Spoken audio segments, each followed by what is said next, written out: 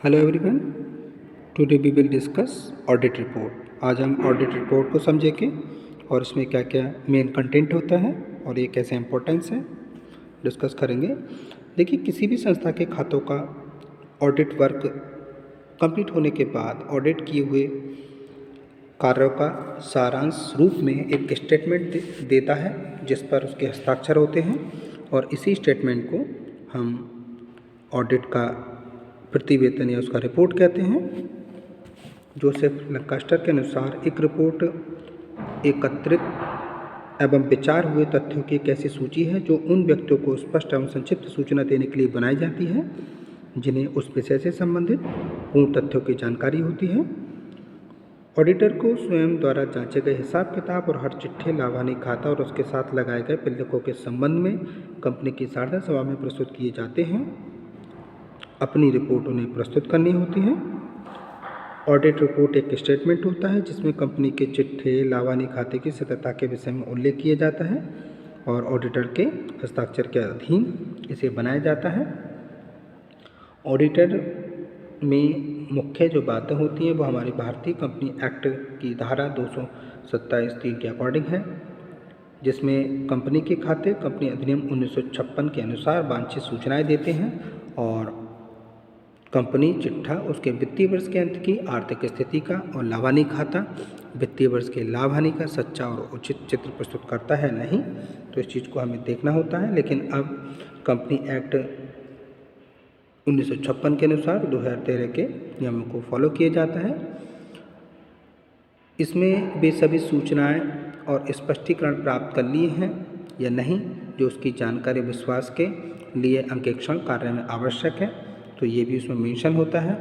Company ने company act के according उचित पुस्तकें रखी या नहीं, कंपनी की जिन शाखाओं का उसने निरीक्षण नहीं किया है उनसे उसे उचित विवरण प्राप्त किए गए हैं या नहीं, ये बात भी उसमें मेंशन होती है। शाखा के हिसाब किताब संबंधी रिपोर्ट जिसे धारा 228 के अनुसार कंपनी अंकेक्षक के अलावा किसी अदर अंकेक्षक के द्वारा अंकेक्षित किया गया है तथा उससे जो सूचनाएं प्राप्त हुई हैं या नहीं, उनका अंकेक्षक ने अपनी रिपोर्ट तैयार करते समय उसका ध्यान रखा है या नहीं, तो ये चीज़ सारी इसमें मेंशन होती हैं। अंकेक्षण रिपोर्ट उन सभी व्यक्तियों पक्षों के लिए महत्वपूर्ण होती हैं जो संस्था से संबंधित हैं। अंकेक्षण रिपोर्ट संस्था का सही चित्र प्रस्तुत करती हैं। हर व्यक्ति अपना धन वहाँ लगाना चाहेगा जहाँ आय अधिक हो और जहाँ उसका धन भी सुरक्षित रहे, तो अंकेक्षण रिपोर्ट विनियोगकर्ताओं में ये विश्वास उत्पन्न करती है और विनियोगकर्ता कंपनी की अंकेक्षण रिपोर्ट के आधार पर ही संस्था में अपना पैसा इन्वेस्ट करने के लिए तैयार होते हैं। कंपनी के अंशधारी ही कंपनी के वास्तविक स्वामी होते हैं, लेकिन उनकी संख्या अधिक होने के कारण और दूर दूर बिखरे होने के कारण वह कंपनी के प्रबंध कार्य में भाग नहीं ले सकते। इसलिए कंपनी का प्रबंध अंशधारियों द्वारा चुने गए प्रतिनिधियों, जिन्हें सामूहिक रूप से संचालक मंडल कहते हैं, उनके सुपुर्द कर दिया जाता है। कंपनी के स्वामियों द्वारा विनियोजित पूंजी का संचालक द्वारा लाभप्रद उपयोग हो रहा है या नहीं, इसकी जानकारी अंशधारियों को अंकेक्षक रिपोर्ट से ही मिलती है। अंकेक्षक की रिपोर्ट से अंशधारियों को कंपनी में रखे गए बही खातों की पूर्ण सत्यता, अनुकूलता और शुद्धता की जानकारी मिलती है। इसलिए अंकेक्षक रिपोर्ट का अंशधारियों के लिए बड़ा ही महत्व है। इसी महत्व को ध्यान में रखते हुए कंपनी विधान के अंतर्गत अंकेक्षण कराना अनिवार्य कर दिया गया है। संचालकों के लिए पॉसिबल नहीं होता कि वे सभी कार्यों को निष्पादन खुद करें। उनका मेन जो वर्क होता है वो कंपनी की नीतियों को निर्धारित करना होता है, जिसके आधार पर कर्मचारी द्वारा कार्य किए जाते हैं। कर्मचारियों द्वारा किए गए कार्य नियमानुसार, ईमानदारी और कर्तव्यनिष्ठा के साथ किए गए हैं। इसके लिए अंकेक्षक प्रतिवेदन सहायक सिद्ध होता है। किसी भी संस्था के लेनदारों को ये जानने की उत्सुकता रहती है कि संस्था की आर्थिक स्थिति कैसी है, कहीं उनका धन अनसेफ तो नहीं है। इसलिए लेनदार संस्था या कंपनी की आर्थिक स्थिति जानने के लिए अंकेक्षण रिपोर्ट पर निर्भर रहते हैं। अंकेक्षण रिपोर्ट से उन्हें इस बात की जानकारी मिल जाती है कि उनके द्वारा जो इन्वेस्ट अमाउंट है वो सुरक्षित है या नहीं, कंपनी उसका धन वापस करने की सिचुएशन में है या नहीं। लोकतांत्रिक अर्थव्यवस्था में सरकार भी कंपनियों का में धन विनियोजित करती है, इसलिए सरकार भी ये जानना चाहती है कि उसके द्वारा जो कैपिटल इन्वेस्ट की गई है वो सेफ़ है या नहीं है। इसके अलावा सरकार ये भी जानना चाहती है कि संचालकों द्वारा अन्य समामिलित संस्थाओं में अंशधारियों का शोषण तो नहीं हो रहा है। इसकी जानकारी अंकेक्षण रिपोर्ट से ही प्राप्त होती है। विभिन्न जो टैक्स ऑफिसर होते हैं, जैसे इनकम टैक्स ऑफिसर होगा, sales tax officer, production tax officer, तो ये भी अंकेक्षित खातों पर ही ज़्यादा विश्वास रखते हैं और बिना अधिक जांच किए रिपोर्ट के आधार पर ये अपना डिसीजन ले लेते हैं, तो इससे उन्हें कर निर्धारण में काफ़ी सुविधा रहती है। क्योंकि कर सरकार की आय का महत्वपूर्ण स्रोत है, इसलिए सरकार के लिए भी अंकेक्षण रिपोर्ट का महत्वपूर्ण महत्व है। एक अच्छी रिपोर्ट में कुछ बातों का शामिल होना आवश्यक है, जैसे रिपोर्ट सरल होनी चाहिए, साधारण भाषा में होनी चाहिए, रिपोर्ट जो है अनुच्छेदों में डिवाइड होनी चाहिए, रिपोर्ट सदस्यों को संबोधन करते हुए होनी चाहिए, ऑडिटर को तब तक कोई अपनी राय नहीं देनी चाहिए जब तक कि उससे मांगी न जाए। रिपोर्ट लिखते समय अंकेक्षक को उन सभी पेपर्स, स्टेटमेंट या नोट का सहारा लेना चाहिए जिनका प्रयोग उसने ऑडिट वर्क करते समय किया था। रिपोर्ट फैक्ट पर बेसिस होनी चाहिए, उसमें कोई सीक्रेट नहीं होना चाहिए। रिपोर्ट पक्षपात रहित होनी चाहिए तथा लेखा पुस्तकों की गलतियों को स्पष्ट रूप से लिखा जाना चाहिए। रिपोर्ट में की गई आलोचना किसी व्यक्ति विशेष को हानि पहुंचाने वाली नहीं होनी चाहिए, लेकिन उचित तथ्यों को छिपाना भी नहीं चाहिए। रिपोर्ट बिना किसी महत्वपूर्ण तथ्यों को छोड़ते हुए सूक्ष्म लिखी जानी चाहिए। रिपोर्ट में डबल मीनिंग वाले वर्डों का यूज़ नहीं करना चाहिए। रिपोर्ट पर ऑडिटर के सिग्नेचर या प्लेस और नाम और डेट अवश्य मेंशन होनी चाहिए। अब हम बात करें रिपोर्ट की काइंड्स की, तो रिपोर्ट हमारी 2 टाइप की होती हैं। एक होती है हमारी अकाउंटिंग टू वर्क, नेक्स्ट होती है अकाउंटिंग टू नेचर। तो इसमें भी अकाउंटिंग टू वर्क मतलब कार्य के अनुसार का है, तो कार्य के अनुसार भी हमारी 2 टाइप की रिपोर्ट्स होती हैं, फाइनल रिपोर्ट, पार्शियल रिपोर्ट। और अकॉर्डिंग टू नेचर की बात करें तो ये भी हमारी 2 टाइप की होती हैं, क्लीन रिपोर्ट, क्वालिफाइड रिपोर्ट।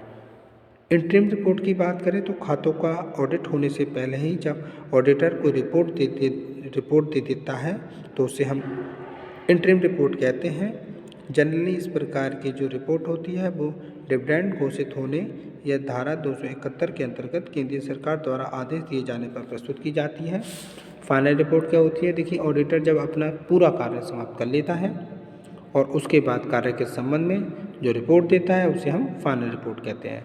वास्तव में रिपोर्ट शब्द से तात्पर्य भी अंतिम रिपोर्ट से होता है और इस रिपोर्ट को देना ऑडिटर का एक लीगली ड्यूटी होती है। तो यहाँ अकाउंटिंग टू वर्क 3 टाइप की थी, इंटरिम, फाइनल और पार्शियल रिपोर्ट। पार्शियल समझेंगे आंशिक। देखिए, अगर ऑडिटर वर्क लेखा पुस्तकों के अंश विशेष पर का किया जाता है तो इस संबंध में ऑडिटर जो रिपोर्ट देता है उसी को हम पार्शियल रिपोर्ट कहते हैं। इस रिपोर्ट को लिखते समय ऑडिटर को ध्यान रखना चाहिए कि इस रिपोर्ट को पढ़ने वाले इससे पूर्व रिपोर्ट न समझ लें। इसलिए इस रिपोर्ट में ऑडिटर को ये पहले ही क्लियर कर देना चाहिए कि इसकी नियुक्ति पार्शियली रिपोर्ट के लिए हुई है और ये फाइनली पार्शियली रिपोर्ट है। अकॉर्डिंग टू नेचर के अकॉर्डिंग देखें तो नेचर के अकॉर्डिंग में 2 होती हैं, clean report, qualified report. Clean report क्या होती है? देखिए, क्लीन रिपोर्ट एक ऐसी रिपोर्ट है जिसमें ऑडिटर द्वारा ऑडिट करते समय किसी भी अनियमितता, अशुद्धि, संदेह, शिकायत का उल्लेख नहीं किया जाता। ये तभी पॉसिबल है जब ऑडिटर को सारी इन्फॉर्मेशन और स्पष्टीकरण अपनी इच्छानुसार प्राप्त हों और कंपनी की लेखा पुस्तकें, स्थिर विवरण एवं लाभानी खाता कंपनी अधिनियम 1956 के अनुसार रखे गए हों, तो इस रिपोर्ट को हम सच्ची रिपोर्ट कहेंगे। अगर दूसरी बात करें क्वालिफाइड रिपोर्ट मतलब मर्यादित रिपोर्ट, तो देखिए ये ऐसी रिपोर्ट होती है जिसमें ऑडिटर द्वारा कंपनी का ऑडिट करते समय जो भी असुविधाएं हुई होती हैं या जो भी त्रुटियां होती हैं उसका उसमें उल्लेख होता है।